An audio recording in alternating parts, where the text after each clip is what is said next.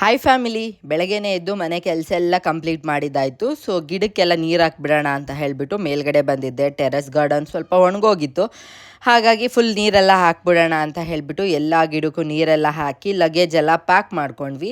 Because ಚಿರುಗೆ summer holidays start ಆಯ್ತಲ್ವ, so ಹಾಗಾಗಿ ಅಮ್ಮ ಮನೆಗೆ ಹೊರಡೋಣ ಅಂತ ಹೇಳಿಬಿಟ್ಟು ಎಲ್ಲನೂ ರೆಡಿ ಮಾಡಿಕೊಂಡು ಇವಾಗ ಹೊರಡ್ತಾ ಇದ್ದೀವಿ. ಓಡೋಕ್ಕಿಂತ ಮುಂಚೆ ಚಿಕ್ಕ ಪುಟ್ಟ ಏನೇನು ಕೆಲಸಗಳಿರುತ್ತಲ್ಲ ಅದನ್ನೆಲ್ಲ ಕಂಪ್ಲೀಟ್ ಮಾಡಿಬಿಟ್ಟು ಮನೇಲಿರೋರು ಎಲ್ಲರಿಗೂ ಬಾ ಹೇಳಿ ಇವಾಗ ಹೊರಟ್ವಿ. ಆನ್ ದ ವೇ ಹೋಗ್ತಾ ನಮ್ಮ ಹಸ್ಬೆಂಡ್ ಅವ್ರ ಅತ್ತೆ ಕೂಡ ಮಾತಾಡಿಸ್ತಾ ಇದ್ರ.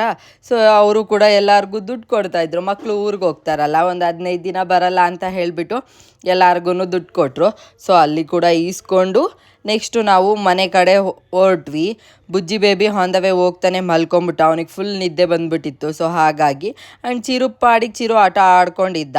ಆ್ಯಂಡ್ ಅಲ್ಲಿ ಹೋಗ್ತಾ ನಾವು ಕೂಡ ಸ್ವಲ್ಪ ತಿಂಡಿ ಎಲ್ಲ ತೊಗೊಂಡ್ವಿ, ಮನೆಗೆ ಹೋಗ್ತಾ ಇದ್ದೀವಲ್ಲ ಅಂತ ಹೇಳಿ. ಎಲ್ಲ ಮನೆಗೆ ಬಂದಮೇಲೆ ಬರ್ತಿದ್ದಂಗೆ ನನ್ನ ತಮ್ಮ ಕಲ್ಲಂಗಡಿ ಹಣ್ಣು ತೊಗೊಂಡು ಬಂದಿದ್ದಂತೆ. ಸೊ ಹಾಗಾಗಿ ನಾನು ಬುಜ್ಜಿ ತಿನ್ಕೊಂಡು ಕೂತಿದ್ವಿ. ಸಮ್ಮರ್ ಅಲ್ವಾ, ಸೊ ಹಾಗಾಗಿ ಅದಾದಮೇಲೆ ನಾಳೆ ಟೂರ್ನಮೆಂಟ್ ಇದೆಯಂತೆ ನಮ್ಮ ಮನೆ ಹತ್ರ. ಸೊ ಅಂದರೆ ಊರವರೇ ಸೇರಿಕೊಂಡು ಮಾಡ್ತಾ ಇರೋದು, 4 ಟೀಮ್ ಎಲ್ಲ ಮಾಡ್ಕೊಂಡಿದ್ದಾರೆ. ಹಾಗಾಗಿ ಎಲ್ಲ ಪೋಸ್ಟರ್ ಎಲ್ಲ ಹಾಕಿದ್ರ, ನಾವು ಕೂಡ ನೋಡ್ತಾ ಇದ್ವಿ.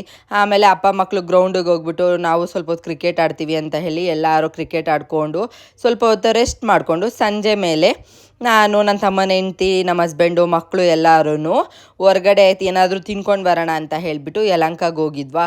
ಸೊ ಅಲ್ಲಿ ನಾವು ಹೋಗಿದ್ದ ಜಾಗದಲ್ಲಿ ಸಿಕ್ಕಿಲ್ಲ, ಬಟ್ ಪರವಾಗಿಲ್ಲ ಅಂದ್ಬಿಟ್ಟು ಬೇರೆ ಜಾಗದಲ್ಲಿ ಮೊಮೋಸು, ರೋಲು ಎಲ್ಲ ತಿನ್ಕೊಂಡು ಮಾತಾಡಿಕೊಂಡು ಒಳ್ಳೆ ಟೈಮ್ ಸ್ಪೆಂಡ್ ಮಾಡ್ಕೊಂಡು ಮನೆಗೆ ಬಂದ್ವಿ. Thank you so much for watching.